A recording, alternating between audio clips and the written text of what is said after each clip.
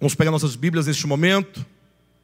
Vou pedir a todos bastante atenção, porque o que nós vamos falar nessa noite, embora não seja nada novo para os irmãos, mas é algo extremamente necessário para a nossa vida cristã. E esta foi a palavra que Deus nos deu para compartilharmos com a igreja nesta noite. Portanto, eu solicito a todos muita atenção e com o coração aberto, orando em espírito para que essa palavra entre no seu coração e gere um entendimento, que ele gere uma consciência diferente, para que você seja uma pessoa diferente, transformada pela palavra de Deus. Vamos abrir inicialmente na primeira carta de Paulo aos Coríntios. Vamos ler um texto no capítulo 10 e outro texto no capítulo 11. Primeiro aos Coríntios, capítulo 11, a partir do 17. Em seguida leremos 2 versículos do capítulo 10, ok?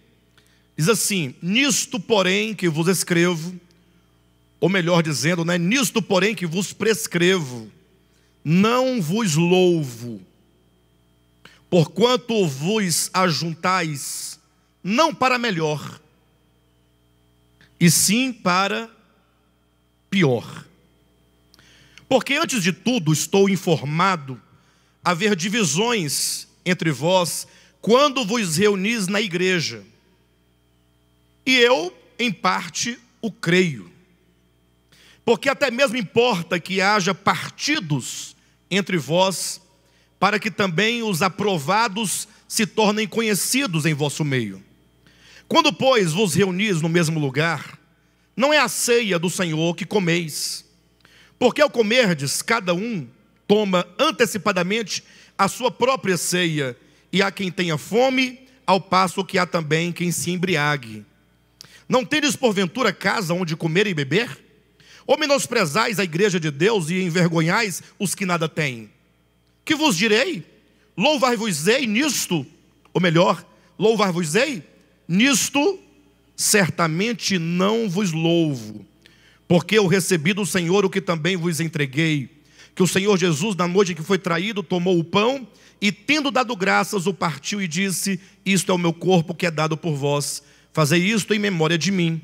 Por semelhante modo, depois de haver ceado, também tomou o cálice, dizendo: este é o cálice da nova aliança no meu sangue, fazei isso todas as vezes que o beberdes em memória de mim. Porque todas as vezes que comerdes este pão e beberdes o cálice, anunciais a morte do Senhor até que ele venha. Por isso, aquele que comer o pão ou beber o cálice do Senhor indignamente, será réu do corpo e do sangue do Senhor. Examine-se, pois, o homem a si mesmo, e assim coma do pão e beba do cálice. Pois quem come e bebe sem discernir o corpo, come e bebe juízo para si. Eis a razão porque há entre vós muitos fracos e doentes, e não poucos que dormem. Diga amém. Capítulo 10 de 1 aos Coríntios, um pouquinho antes. Leia comigo agora os versículos 15, 16 e 17. Diz assim: falo como a criteriosos, julgai vós mesmos o que digo. Porventura o cálice da bênção que abençoamos não é a comunhão do sangue de Cristo? O pão que partimos não é a comunhão do corpo de Cristo? Porque nós, embora muitos, somos unicamente um pão, um só corpo, porque todos participamos do único pão. Diga graças a Deus.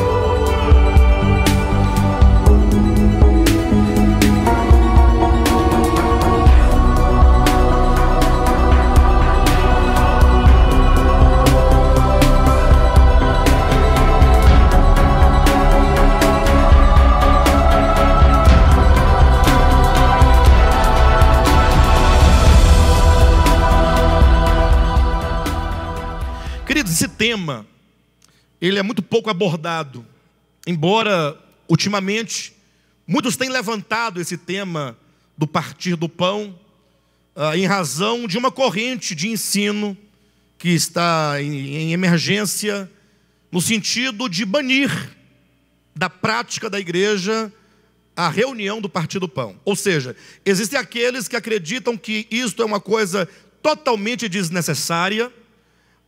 Alguns acham que a igreja não deve proceder com a reunião do partir do pão, tendo o pão e o vinho, por levarem eles em consideração o fato de que vivemos no Novo Testamento e, portanto, na realidade de todas as coisas, e eles justificam dizendo que Jesus é o nosso pão da vida, que comer o pão da padaria, por exemplo, nessa reunião, seria negar a realidade de Cristo enquanto o nosso pão da vida.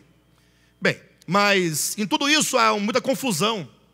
Eu tenho me debruçado sobre esse tema já há bastante tempo, e eu, inclusive, juntamente com outros pastores do ministério e cooperadores, já debatemos o assunto, escrevemos um texto acerca disso, mas hoje eu não quero, na verdade, debater com vocês o tema, mas eu quero trazer algumas lições e, sobretudo, trazer o significado dessa reunião, desse ato de partir o pão, como aqui fizemos hoje.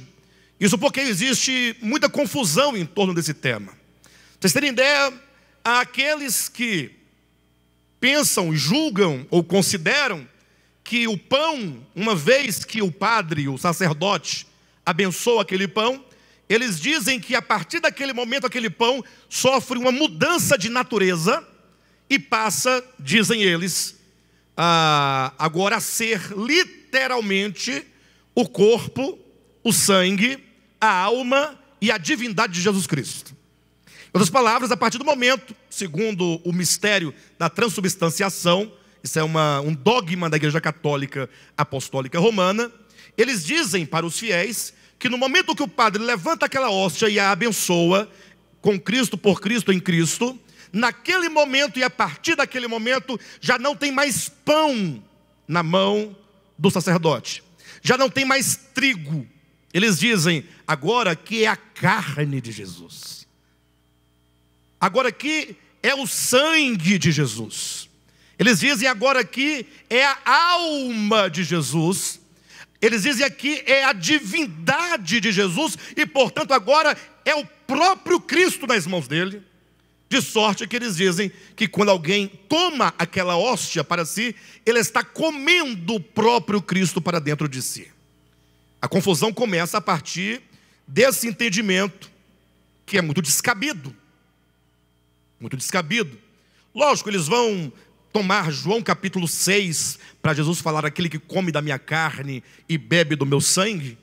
Só que tomam esse texto equivocadamente, porque basta que você leia João capítulo 6, para verificar que o pão da vida de João 6, assim como a carne e o sangue de Jesus em João capítulo 6, significam o receber as suas palavras. Como ele vai dizer, a carne para nada aproveita, as palavras que eu vos tenho dito é que são espírito e são vida. Então não há por que tomar esse texto. Ou se tomarem eles, por exemplo, para fundamentar Mateus capítulo 26, versículo 26, quando Cristo diz, isto é o meu corpo que é dado por vós. Isso não pode fundamentar, porque naquele momento que Cristo diz isso, o próprio Cristo e o seu corpo ainda não havia sido entregue. E portanto não poderia ser, ele viria a morrer momentos depois. Bem, mas a confusão se estende ainda mais. Estou apenas apresentando alguns pontos, para os irmãos perceberem como que o tema é um pouco confuso, até para nós podermos chegar e ver a preciosidade desse ensinamento. É quando alguns confundem a ceia do Senhor com o partir do pão. Na verdade, se referem a duas coisas distintas. Nós não fazemos a ceia do Senhor, nós fazemos o partir do pão. Pastor, e qual é a diferença da ceia do Senhor para o partir do pão? Daí precisamos de um contexto. Vejam, Mateus capítulo 26 registra quando Cristo estava comendo a Páscoa com os seus discípulos. Ele havia reunido os discípulos no cenáculo, e ali ele estava comendo a Páscoa dos judeus. Aquela Páscoa que começou em Êxodo capítulo 12, com o cordeiro assado, ervas amargas, com vinho e um tanto de especiarias. E Cristo, portanto, se reúne para comer a Páscoa Portanto, nós já falamos que esta seria a última Páscoa, porque em seguida, Cristo seria na cruz o Cordeiro Pascal imolado pelos nossos pecados. Uma vez que Cristo cumpre na cruz o símbolo, ele cumpre o significado da Páscoa na sua própria morte, a Páscoa enquanto cerimônia, ela deixa de existir. Razão porque é um detalhe interessante, eu quero que você olhe na sua Bíblia para verificar. Veja lá em Mateus, não desmarca Coríntios não, mas veja lá em Mateus 26, e aqui tem um detalhe que faz toda a diferença na nossa leitura. Isso é apenas um contexto que eu estou abordando para os irmãos entenderem algumas coisas, antes de eu abordar os princípios do partir do pão. Mateus capítulo 26, versículo 26. Veja como diz aí na sua Bíblia. Começa assim, olha. Enquanto comiam. Durante o tempo, o momento em que eles estavam comendo, tomou Jesus um pão e abençoando-o, o partiu e deu aos discípulos, dizendo: tomai e comei, isto é o meu corpo. Observe que o ato de Cristo abençoar um pão, partir o pão e dar aos seus discípulos, isso acontece enquanto, vamos lá, enquanto comiam. Ora, enquanto comiam o quê? Ora, a Páscoa. Estavam comendo a Páscoa dos judeus. Veja que em 1 Coríntios, vamos lá agora no capítulo 11, o apóstolo Paulo vai dizer assim, no capítulo 11, versículo 23. Porque eu recebi do Senhor o que também vos entreguei, que o Senhor Jesus, na noite em que foi traído, tomou o pão. Ou seja, enquanto comiam uma refeição na hora do almoço, uma refeição de 7 horas da noite, ou melhor, pela manhã ou pela noite, segundo o texto. Jesus, na noite em que foi traído, eles estavam tomando aquela refeição da Páscoa, era uma refeição que se fazia à noite, portanto, dá-se um nome de ceia. Então, quando a Escritura se refere à ceia, está se referindo à Páscoa dos judeus que eles comiam, e essa Páscoa nós não praticamos e não procedemos porque Cristo já morreu e ele já é o cumprimento dessa Páscoa. Sim? Agora veja que se lá em Mateus 26 diz, enquanto comiam, olhe em 1 Coríntios capítulo 11 e veja no versículo 25. Por semelhante modo, depois de haver ceado, tomou também o cálice, dizendo, enquanto comiam a Páscoa, ele abençoou e dividiu o pão. E depois de haver ceado, a ceia acabou, passou a ceia que é a Páscoa dos judeus. Ele agora deu o cálice. Então essas duas expressões, enquanto comiam e depois de haver ceado, demonstra claramente que há uma refeição. Existe essa refeição, é a refeição pascal, conforme foi instituído em Êxodo 12, mas que durante o momento dessa ceia, o Senhor estabelece os elementos do pão e do vinho. Está claro para os irmãos esse aspecto? Imagine vocês agora que a igreja primitiva, a igreja do primeiro século, ela passa a realizar todos os domingos, conforme Atos capítulo 20, versículo 7, todo o primeiro dia da semana, ela se reunia com o fim de partir o pão. Ela tinha essa prática, era uma reunião da igreja. Porque Cristo disse, fazei isto, todas as vezes que comerdes este pão e beberdes o cálice, anunciais a morte do Senhor, até que Ele venha. Fazei isto em memória de mim. Então a igreja primitiva passou a proceder com o partir do pão. Ocorre que no primeiro século a igreja tinha um espírito comum, muito comum. Vivia num tempo em que os irmãos podiam viver em comunidades, um tempo totalmente diferente do nosso, embora nós devemos desenvolver o espírito de comunidade. Mas vocês sabem da história, eles vendiam seus bens e entregavam todo o recurso aos apóstolos, e esses então iam ali, viviam juntos, comendo diariamente, né, as suas refeições. Eles viviam juntos, diariamente estavam reunidos. Quando então eles faziam a reunião do Partir do Pão, eles faziam o que historicamente se conhece de a ceia ágape. Isso já é tradição, não é um ensinamento, uma doutrina, nem um mandamento de Jesus, nem de Paulo, nem de ninguém. Eles praticavam isso. Eles praticavam a ceia ágape, a ceia do amor, em que cada irmão, quando ia, como se fosse hoje, imagine, o Josué trazendo quitutes, digamos, né? Aí o Cadmo e a Cadma, o casal, trazendo uma macarronada, digamos, uma macarronada. Aí a Vera trazia o que, Vera? Batata doce. Isso. E a Silvia trazia o quê? Bolo de mandioca. E aí, ninguém vai trazer um refrigerante para tomar? Está muito seca essa comida. Um guaraná, uma coca. A Roserene traz a coca. Enfim, cada irmão, preste atenção, levava o seu prato, levava a sua comida, levava vinho para beberem, levavam comida para comer. E todos então, a ideia era todos terem essa ceia do amor juntos. Cada um comendo da comida do outro, ali, né? Trocando os pratos, enfim. E durante essa festa, eles partiam o pão. No nosso caso, nós só partimos o pão. Nós não temos essa festa, essa celebração, essa ceia ágape.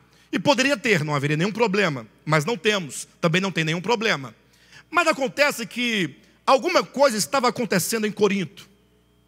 E Paulo escreve, portanto, ele começa dizendo: nisto, porém, que vos prescrevo, não vos louvo. Não há louvor sobre vocês. Isso porque, quando vocês estão se reunindo para essa tal da ceia ágape, vocês estão se reunindo para pior e não para melhor. Porque qual que é a ideia? Se nós nos reunimos para comer juntos, não é que nós devemos ter comunhão? Não é para estreitar os laços? Não é para ficarmos mais próximos? Não é para nós compartilharmos aquilo que é nosso, doando aquilo que é nosso e recebendo também do outro, para que nós desenvolvamos um coração e um espírito comum, ou de comunidade, sim ou não? Mas os irmãos estavam se reunindo, e aí, como em todo lugar, tem aqueles irmãos que têm uma condição de vida melhor, outros nem tanto. Havia irmãos pobres em Corinto que nada tinham para levar. Não tinha nem o cuscuz para levar. Não tinha a tapioca para levar. E já, por outro lado, tinha irmãos que levavam, né? No caso em Corinto, levava lá um pernil assado e 5 litros de sangue de boi. Sangue de boi é vinho, para quem não sabe. E levava aquele garrafão de vinho e um pernil, levava arroz à grega, levava uma macarronada. E aí ocorria que quando eles se reuniam, ao invés de eles se reunirem e esperarem todos chegarem para ter aquela grande festa, colocar uma mesa única à frente para todos se servirem, não. Os mais ricos se reuniam com os mais ricos, e como o apóstolo Paulo diz, cada um toma antecipadamente a sua própria ceia. A Vera não tinha chegado, nós estamos comendo. E ela é a viúva que não traz nada. No caso, você está entendendo? É a viúva que não tinha nada para trazer. Quando ela chegava, estava lá o pastor Josué, o Juraci já estava embriagado de vinho. Verdade, está aqui, ó. Dizendo que eles comiam e bebiam a ponto de se embriagarem. E a Vera ficava só com o oi comprido. Tinham outras viúvas, outras famílias, uns órfãos, que estando lá também não participavam, não eram convidados, embora estivessem num ambiente comum. E Paulo, portanto, ele vai usar esse tema do partir do pão e vai usar esse contexto da ceia do amor para trazer alguns ensinamentos para os irmãos. Para nós entendermos, portanto, o significado real do partir do pão, nós precisamos do capítulo 10 de Coríntios. Porque no capítulo 26 de Mateus, fala que Jesus abençoou o pão, deu graças e o partiu e dividiu. No capítulo 11 de Coríntios, Paulo também, ele repete essas palavras de Jesus. Agora, somente no capítulo 10 é que nós vamos encontrar o significado. Quando Paulo diz assim, no capítulo 10, versículo 15: falo como a criteriosos, julgai vós mesmos o que digo. Porventura, o cálice da bênção que abençoamos, esse cálice que diz, este é o meu sangue, que é derramado por vós. Cristo se fez maldito na cruz, derramando o seu precioso sangue, para que nós fôssemos benditos nele. Portanto, o cálice do sangue de Cristo é o cálice da bênção. Ou seja, Cristo foi feito maldito por nós, ele se fez maldição, para que você fosse abençoado. Então veja, porventura o cálice da bênção que abençoamos, não é a comunhão do corpo, do sangue de Cristo? Você sabia disso? O que significa isso? Queridos, olhem para mim. Todos os irmãos, ou que sejam todas as pessoas que creram no sacrifício vicário de Cristo Jesus. Juraci, você creu no sacrifício vicário de Cristo? Andresa, você creu? Aldair? Adriano, você crê no sacrifício vicário de Cristo? Todos vocês creem no sacrifício vicário de Cristo? O que acontece quando alguém crê no sacrifício de Cristo? Efésios capítulo 2: tendo derrubado a parede da separação que estava entre nós, tendo derrubado a parede da separação que estava entre nós, atraiu para si, ou reconciliou consigo mesmo, ambos os povos, judeus e gentios, tornando-os, os dois, um só corpo com Deus. Não, vamos ler, é melhor ler. Melhor ler Efésios capítulo 2. Efésios, eu perguntei se vocês creram no sacrifício de Cristo. Eu pergunto para você, você creu no sacrifício de Cristo? Nós estamos dizendo, Paulo está explicando, o cálice da bênção que abençoamos é a comunhão do sangue de Cristo. Comunhão. Veja o que diz em Efésios capítulo 2, versículo 14. Porque Ele é a nossa paz. Olha para o seu irmão e diga para ele, Ele é a nossa paz. De preferência que não seja para sua esposa, nem para o seu marido. Diga para alguém diferente. Diga. Exercite. Ele é a nossa paz. Gente do céu, Ele é a nossa paz. Tem alguém que vota no Bolsonaro aqui? Uma pessoa só. Não, só uma. Fica de pé, uma pessoa. Ficou. Não, só uma, já ficou ali. Obrigado, Terezinha. Tem alguém que vota no Haddad aqui? Só um. Não, levanta só um. Já levantou ali. Não, cadê a... Não, fica de pé, Loura. Todos podem ficar sentados. A Loura representa os que votam no Bolsonaro. O nosso irmão... É um nome difícil o nome. Representa os que votam no Haddad. Então, a Loura, diga para ele assim, Jesus é a nossa paz. Fala para ele. Agora você diga para ela, Jesus é a nossa paz. Obrigado.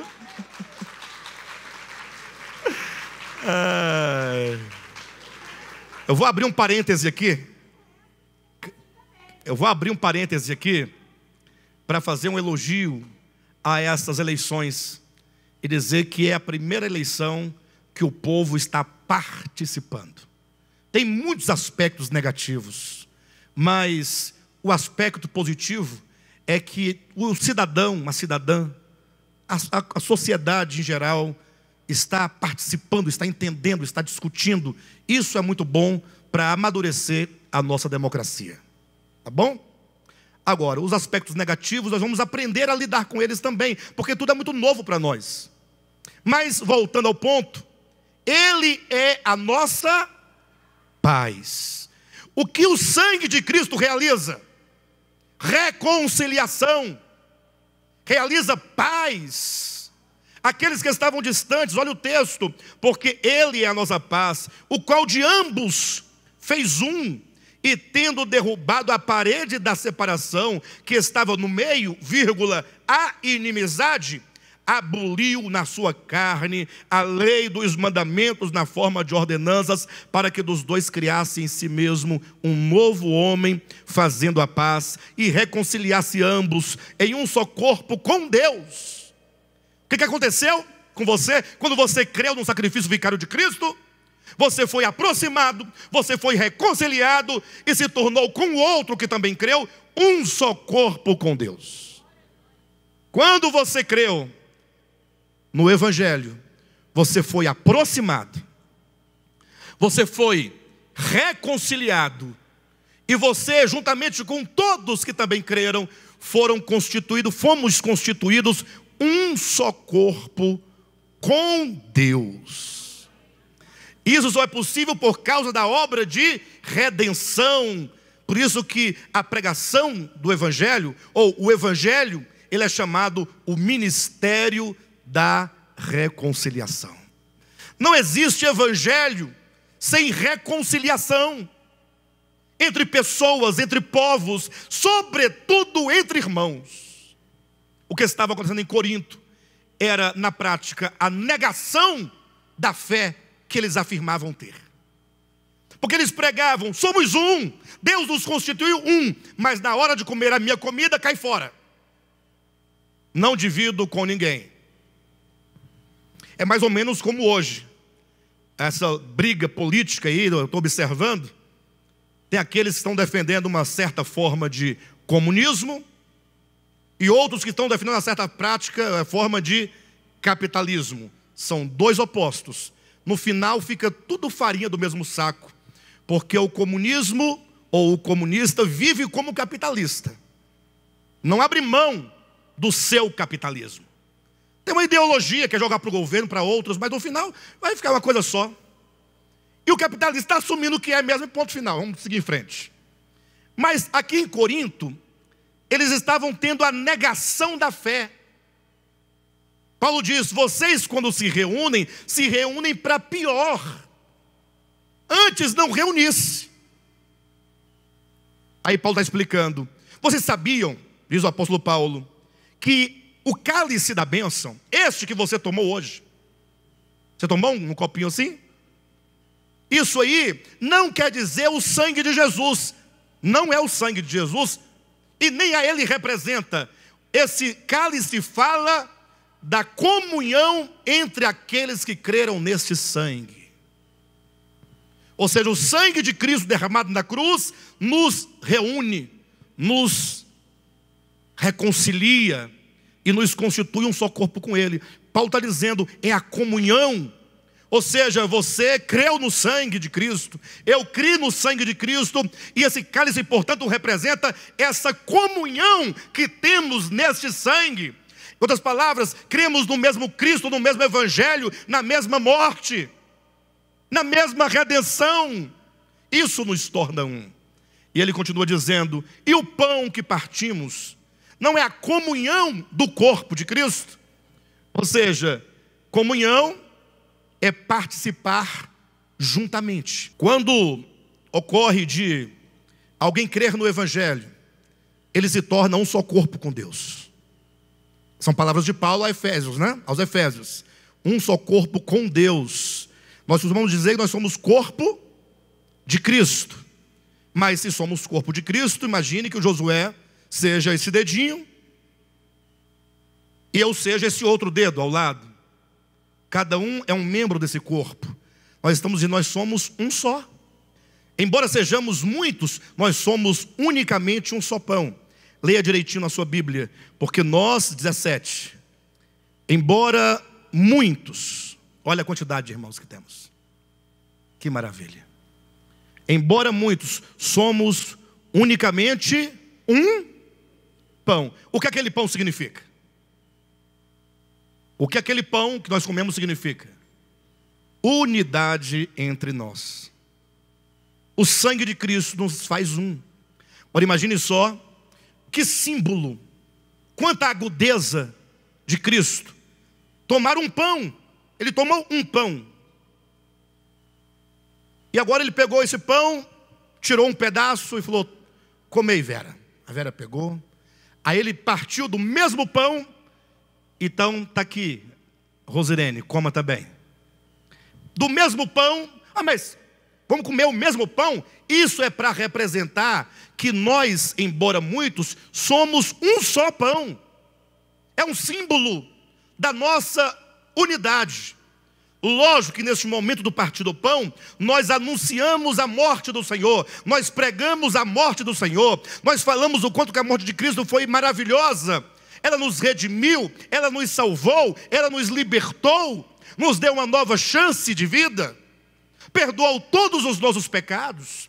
Reunião do partir do pão tem que ser uma celebração da morte e ressurreição de Jesus.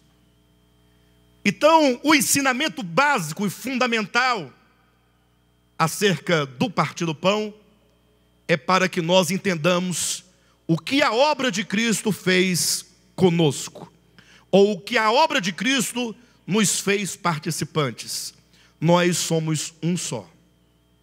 Paulo, falando dessa unidade em Efésios capítulo 4, ele diz, olha, eu rogo, abra sua Bíblia rapidamente, Efésios capítulo 4, versículo 1, ele diz, rogo-vos, pois, eu, o prisioneiro no Senhor, que andeis de modo digno da vocação a que fosse chamado,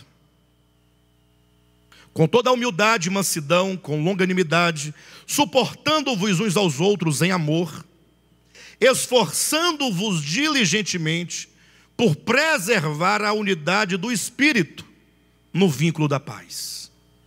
Por quê? Porque há somente um corpo. Que maravilha, né? Há somente um corpo. Não existe um corpo para você, só para você. E há somente um Espírito. O mesmo Espírito que te vivifica, vivifica o outro.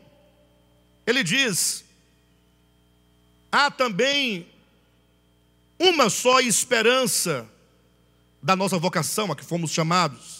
Há um só Senhor, há uma só fé, há um só batismo, um só Deus e Pai de todos, o qual é sobre todos, age por meio de todos e está em todos.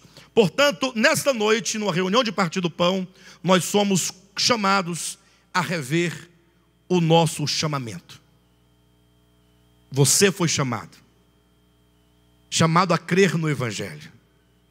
Você, como diz o Tiago na sua epístola, você faz parte das primícias de Deus.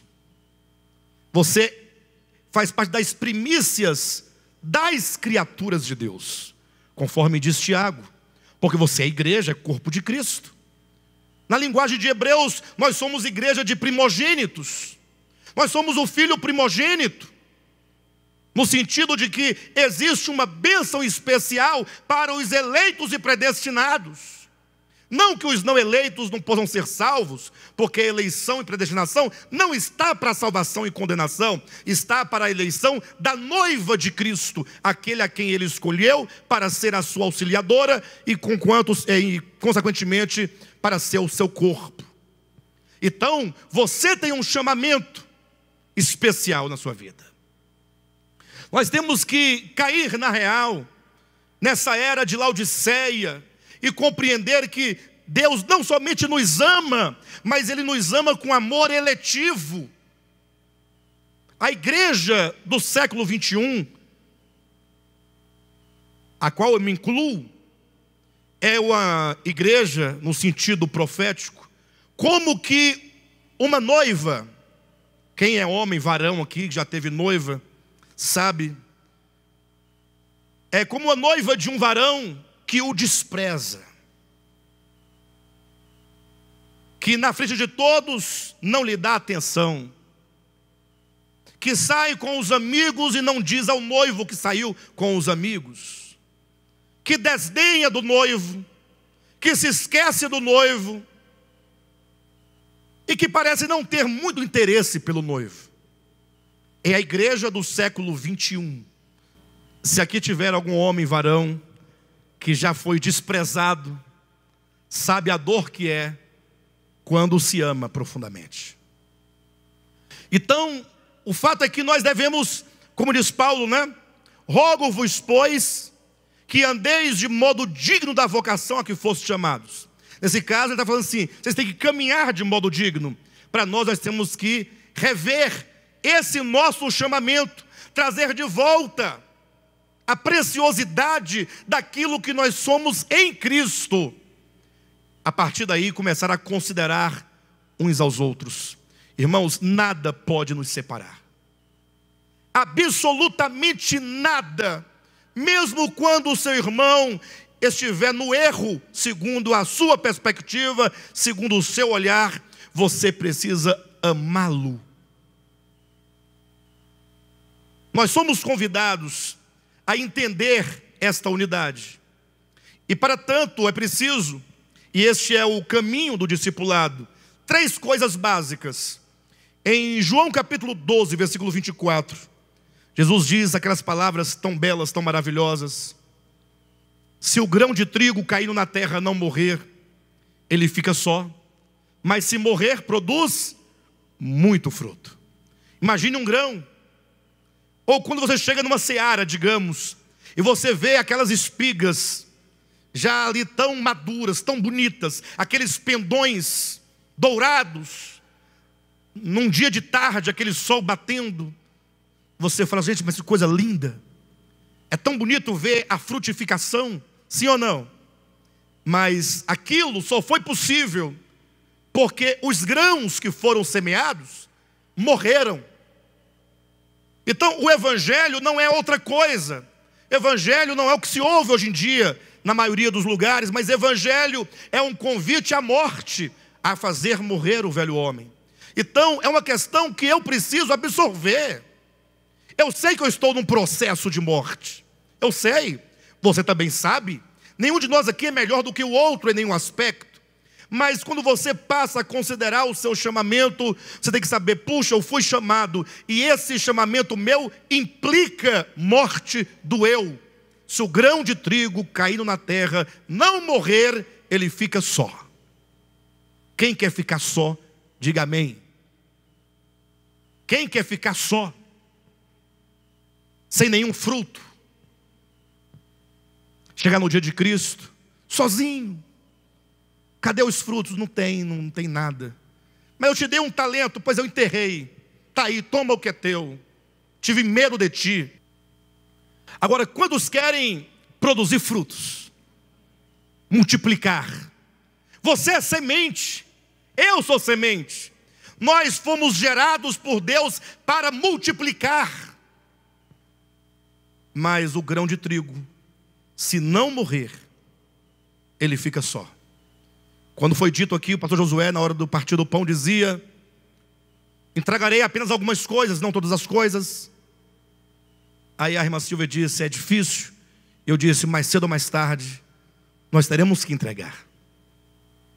Então a nossa situação hoje é essa. Nós estamos aqui meio com dificuldade de entregar, de ceder, de perdoar, de ouvir uma palavra e ter que se recolher a sua insignificância, em amor, em perdão. Às vezes até que fica calado, mas fica com ódio no coração, uma raiva, a vontade de tacar um cabo de vassoura na cabeça do outro, dar um chute nos dentes. Mas nós somos grãos. Implica morte. Como você é um eleito, se você não fosse um eleito, você tinha uma possibilidade diferente. Mas como você é um eleito, vou te dar uma boa notícia, ou uma má notícia, eu não sei como você vai receber. Eu creio que seja boa notícia. Aquele que começou a boa obra vai completar. Ou seja, você é um grão e você vai morrer. Vai morrer. Tem uns grãos mais resistentes, com a casca mais dura. Mas o agricultor sabe, ele conhece bem o grão. ele tem as suas técnicas. E o eleito, ele é predestinado para ser santo e inculpável diante de Deus, e portanto você vai. Deus não vai invadir, fique tranquilo. Ele não vai invadir o seu coração. Ele não invade o coração de ninguém. Ele não força ninguém. Ele simplesmente confia na sua própria soberania. Ele sabe. Ele te conhece. Ele pavimenta caminhos. Ele te cerca de circunstâncias. Te coloca para viver com a pessoa certa. Te dá os filhos certos. Te dá os amigos certos. Te coloca na igreja certa. Ou seja, ele te dá todos os meios para que você, à semelhança de Jonas, um dia fala: tudo bem, Senhor, então tudo entregarei, eu vou. A gente fica na resistência, né? Mas Ele é soberano. O grão de trigo vai morrer, e você vai produzir fruto. Essa mensagem é para que você possa abreviar essa situação. Não precisa resistir tanto. Quanto mais você resiste, mais você prolonga o seu próprio sofrimento causado pela sua própria resistência. Mas não somente o discipulado passa por essa abnegação, mas vai gerar também amor em nós. Ou seja, vida cristã não prescinde do amor. Se não prescinde da morte, também não prescinde do amor. Ou seja, nós precisamos entender que a identificação do homem com Cristo, qual que é? A identificação. Você se chama cristão por qual motivo? Porque você está numa igreja cristã? Por que você se chama cristão? Porque te falaram que você não é budista? Você é cristão? Porque você nasceu num lar de cristãos?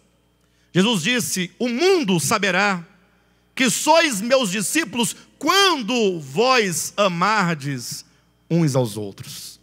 Então, o que identifica o cristão para o mundo é a sua identificação com o Cristo.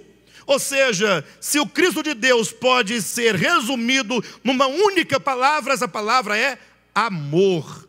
Porque Ele é a própria manifestação e expressão do amor de Deus. Deus amou o mundo que deu o seu Filho.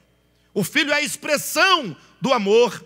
E agora essa expressão do amor encarnada se torna o próprio amor entre os homens, abraçando os homens, pregando para os homens, curando os homens, salvando os homens. Por fim Ele morre pelos homens, entregando a sua vida, mesmo por aqueles que estavam cuspindo nele, mesmo para aqueles que estavam injuriando-o.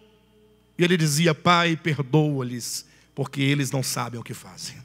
Não é sem razão que no capítulo 13 de Coríntios, 1 Coríntios, Paulo disse: olha, você pode ser o maior crentão. Essa que é a linguagem mais atualizada, né? Mais moderna. Mas está lá escrito: você pode ser o melhor crentão. Você pode dar os seus bens para os pobres. Você pode falar outros idiomas, até mesmo línguas de anjos. Fica na igreja falando, né, aquelas palavras que ninguém entende. Você pode, inclusive, ter o dom da profecia, o dom da ciência. Você pode ter o dom de transportar montanhas de um lado para o outro. Olha, que maravilha. Você é o cara. Você tem todos os dons. Você é o melhor dos crentes. Mas se não tiver amor, aí ele diz uma palavra que é ruim de ouvir, mas é a verdade: de nada vale. Você pode pegar tudo isso e jogar numa lata de lixo, porque não tem amor. O amor é tudo. Não existe vida cristã sem amor. Verdade, nós não amamos ainda o que precisamos amar. Vamos reconhecer isso? Que tal? Você reconhecer: puxa, Senhor, eu sei que o amor é uma bênção, é uma maravilha, mas o quanto eu estou distante do amor. Então, se você reconhece, por que não estabelecer um alvo a ser perseguido? A sua vida cristã vai deixar de ter essa letargia, porque você agora tem uma razão para prosseguir. Por que continuar a caminhar? Porque existe um alvo. Eu preciso desse amor. dessa expressão, dessa manifestação. Porque afinal, quando eu tenho abnegação, o grão de trigo morre, e eu tenho amor, que é a vida de ressurreição, agora isso vai gerar o quê? Serviço. Vai gerar o serviço, servir aos homens. Sabe por que nós ainda somos tão arrogantes? E cada um em menor ou maior medida. Tem pessoas que são arrogantes na sua humildade. É porque ele não tem aquele afã de falar. Eu, de modo assim, eu poderia dizer que é muito fácil eu ser arrogante, porque eu tenho uma natureza muito expressiva. Então, qualquer palavra de qualquer palavra já vai ficando um pouco áspero. Mas tem gente que ele tem uma mansidão do inferno, uma coisa, aquela lerdeza. Ele não tem capacidade de falar alto, não é porque ele é bom, não. É porque ele tem uma natureza ruim. Aqueles que matam na unha. Às vezes é melhor um grito do que o silêncio. Está lá calado, aquela cara lerda. E o outro está para morrer de raiva. Essa não fala nem uma palavra, nem para a gente brigar. Aí se torna a pessoa arrogante na sua, entre aspas, humildade. Não deixa de não ser uma arrogância, porque despreza o outro. É uma outra forma de desprezar. De modo que todos nós precisamos entender que nós temos um chamamento, e esse chamamento tem que ser pensado e repensado e entendido, de que a vida cristã passa pela abnegação, pelo amor, e de que nós nascemos para servir aos outros. É a nossa arrogância que nos impede de servir aos outros. Nossa arrogância, nos dois sentidos que aqui eu coloquei, para que ninguém se sinta fora da arrogância, do pecado do homem, é o que nos impede de vivermos para servir, porque nós vamos estar sempre reivindicando o nosso direito e a nossa razão constantemente. Nós conseguimos vencer as pessoas por causa da nossa razão, por causa da nossa certeza, ao passo que o Senhor nos convida a pensar isso. Agora, tem uns impedimentos, né? Tem uns impedimentos. Se a vida cristã passa pela abnegação, o amor e o serviço, quais são os impedimentos? Eu pensei aqui em alguns, mas o Senhor me levou para Mateus 9,15. Eu não entendi a princípio o que era, mas vamos lá. Mateus 9,15. Diz assim, vamos ler a partir do 14. Vieram depois os discípulos de João e lhe perguntaram: por que jejuamos nós e os fariseus muitas vezes, e teus discípulos não jejuam? Respondeu-lhe Jesus: podem acaso estar tristes os convidados para o casamento enquanto o noivo está com eles? Dias virão, contudo, em que lhes será tirado o noivo, e nesses dias hão de jejuar. Ninguém põe remendo de pano novo em veste velha, porque o remendo tira parte da veste e fica maior a rotura. Nem se põe vinho novo em odres velhos, do contrário, rompem-se os odres, derrama-se o vinho e os odres se perdem. Mas põe-se vinho novo em odres novos e ambos se conservam. Aqui fala de um vinho novo e de uma veste nova. Aqui fala de um vinho velho, de um odre velho. Vamos voltar. Fala de um odre novo e uma veste nova. E fala de um vinho velho e de uma veste velha. Portanto, a questão aqui se trata basicamente de duas maneiras de pensar a vontade de Deus. O odre velho, assim como a veste velha, é uma indicação clara aos conceitos de Antigo Testamento. Ou seja, o Antigo Testamento, embora a Escritura divinamente inspirada, ela tem um fundamento de um relacionamento do homem para com Deus baseado na lei. E a lei, ela não resolve o problema do homem. A lei tão somente expõe aquilo que o homem é.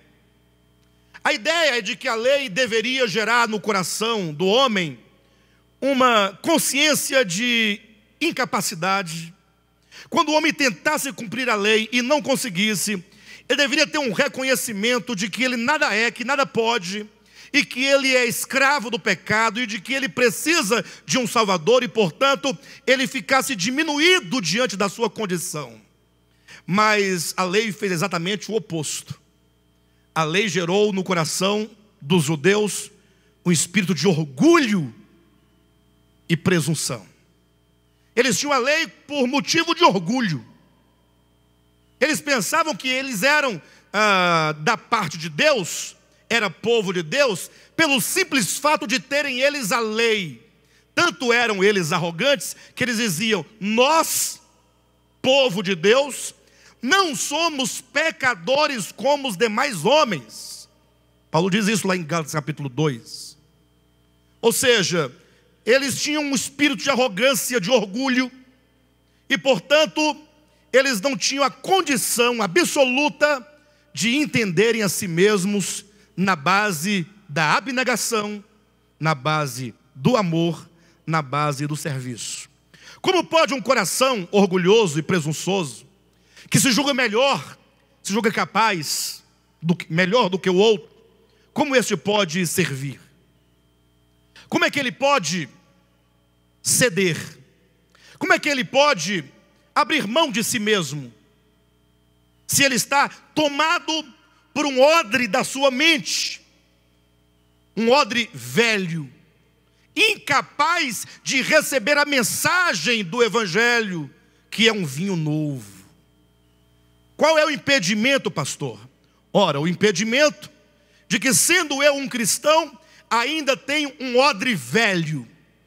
A sua maneira de pensar o mundo, de pensar a Deus, de pensar o outro, inclusive de pensar o Evangelho, ainda é uma mente veterotestamentária. Ainda tem um Deus mosaico, um Deus mau, um Deus perverso. Ainda você trabalha ainda com muita acusação, vive praticamente o ministério da condenação e da morte. Está lá, o Evangelho é um vinho novo, que precisa de um odre novo. Esse odre é a sua mente, é a recepção da mensagem no seu entendimento.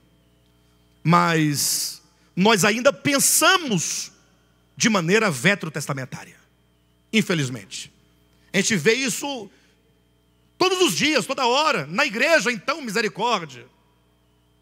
Pessoas se levantam contra o ministério, contra pessoas, mas tomados do espírito de Moisés, e não do espírito de graça, de misericórdia, de compaixão. Agora, por que nós temos tamanha dificuldade de jogar fora esse odre velho, para desenvolvermos um odre novo, para que você conceba a mensagem do Evangelho do Novo Testamento no Espírito de Cristo? Por causa da veste velha.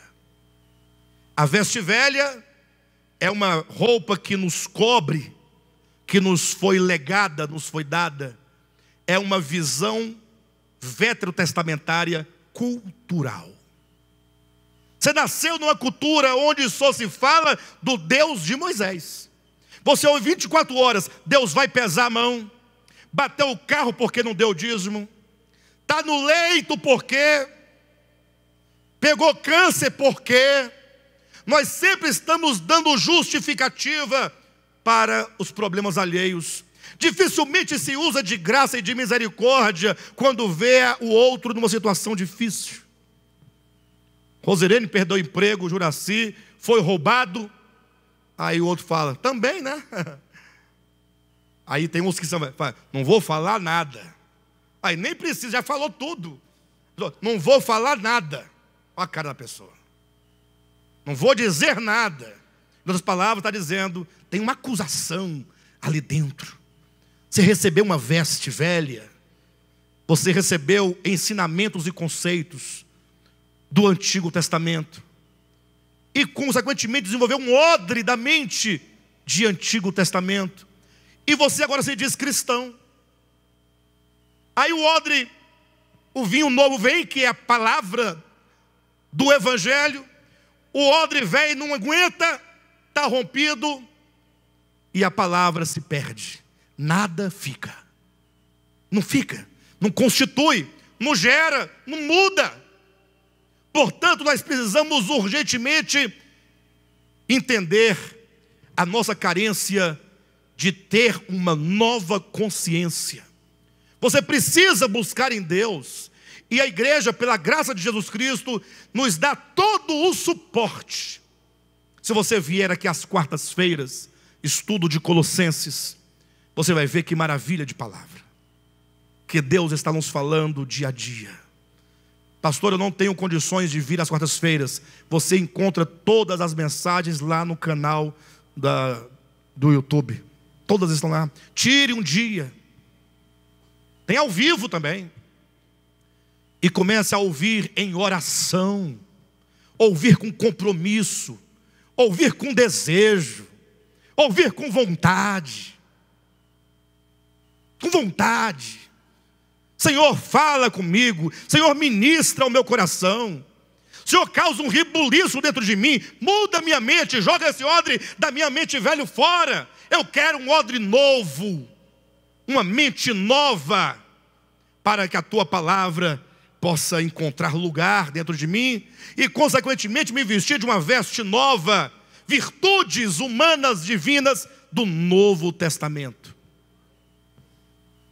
A questão, como um irmão hoje me inquiriu, pastor, poxa, mas se fala tanto do Evangelho, né?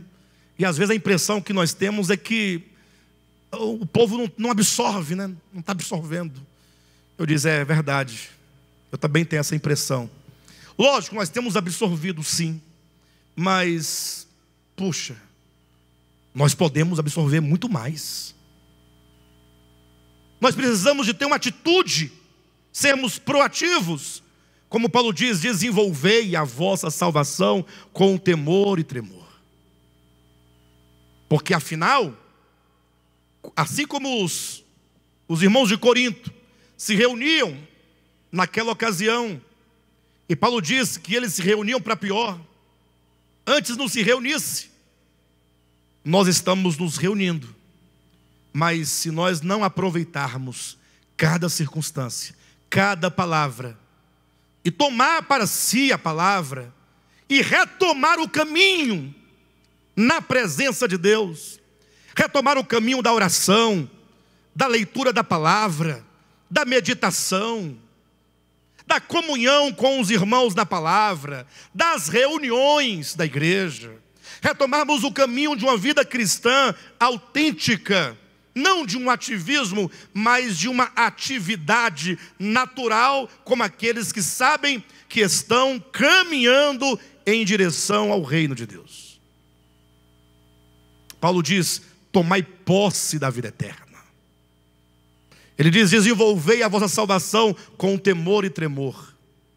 Bem, o nosso grande problema é a nossa consciência. Nós vamos falar muito de consciência na próxima quinta-feira.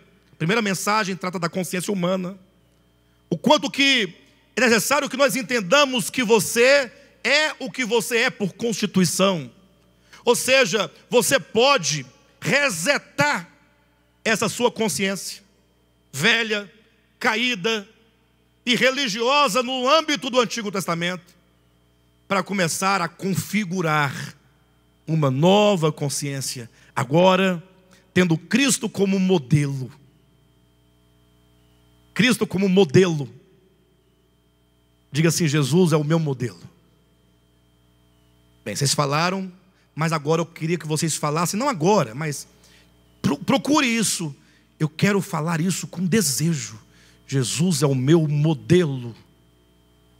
Pede para o Espírito Santo gerar dentro de você esse desejo. Pastor, depois eu vim para esse ministério, não sei mais orar. Que bom. Mas está na hora de aprender. No sentido de que você tem que orar pelas coisas concernentes ao reino de Deus. Quando orardes, orareis assim, diz o Senhor: Pai nosso que estás nos céus, santificado seja o teu nome, venha o teu reino, faça-se a tua vontade. Olha, o teu nome santificado, que o teu reino venha a mim, sobre mim. e que a tua vontade se realize. Ou seja, comece a orar a vontade de Deus na sua vida a partir das suas necessidades. Nós precisamos de ter uma motivação, precisamos amar desesperadamente o nosso Senhor. Amar o Senhor. Ter desejo de tê-lo como experiência cada vez maior na nossa vida. Como diz Pedro na sua primeira carta, né? A amar a Cristo, como ele diz, se alguém puder me ajudar a lembrar o texto, mesmo não tendo visto a Cristo, amais. Essa é a ideia. Ele fala daqueles que não viram o Cristo encarnado, e não havendo visto, amais. Amar a Cristo verdadeiramente. Nós amamos muitas coisas. Querem ver uma coisa? Olha lá, hein? Quem aqui ama dinheiro? Não. Eu não me refiro ao amor ao dinheiro, mas a gente gasta o que nós somos com aquilo que nós desejamos grandemente. Então aqui, quem gosta muito do dinheiro? Melhor perguntar quem é que não gosta, né? Seria mais fácil. Por isso que você corre atrás.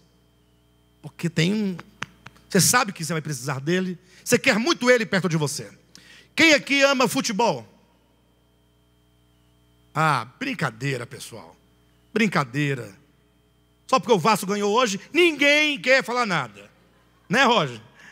O Vasco ganhou de 2-0. Pessoal, futebol, não todos, tem alguns que não gostam de fato, mas Copa do Mundo, gente, misericórdia, é um barulho danado. Pinta a cara, pinta a quadra, pinta o portão, compra televisor novo, faz churrasco. É bom, é animado. Quem aqui ama um churrasco regado a uma cerveja gelada? Seus crentes. Tá bom. Aí vocês vão animados. Bora, estamos atrasados. Beleza. Tem uns que gostam de uma novela. Tem uns que gostam de dançar. Tem outros que gostam de... Fala aí alguma coisa. Viajar. Irmãos, tudo isso é lícito, desde que essas coisas não usurpem o nosso coração. Agora, é só para nós treinarmos a nossa consciência. Se eu perguntasse quantos amam a Cristo, todos diriam que sim. Aí eu perguntaria, mas a sua motivação, o seu ânimo, a sua garra, a sua disposição é tanto quanto para essas outras coisas? Ou essa aqui é meio amarela? Se der eu vou. Se der eu participo. Vamos ver. Deixa eu chegar mais próximo. Irmão, nós desprezamos as coisas divinas com tanta facilidade. Não será porque o nosso amor está bem pouquinho? Pense comigo. Não é hora de nós revermos o nosso chamamento? Hein, pessoal, me ajuda aí. Eu preciso rever meu chamamento. Pronto. Quem precisa rever o seu chamamento? Queridos, essa mensagem de hoje é uma mensagem de advertência. Nós revermos os nossos relacionamentos. Nós revermos aquilo que nós somos em Cristo. Nós revermos o alvo da vida cristã, as bases, abnegação, amor, serviço, e compreender o que nos impede de alcançar tudo isso, senão essa nossa mente caída, e quando se diz religiosa, ela é um odre velho, porque ela é veterotestamentária. Não vamos alcançar nunca. Que Deus abençoe a todos.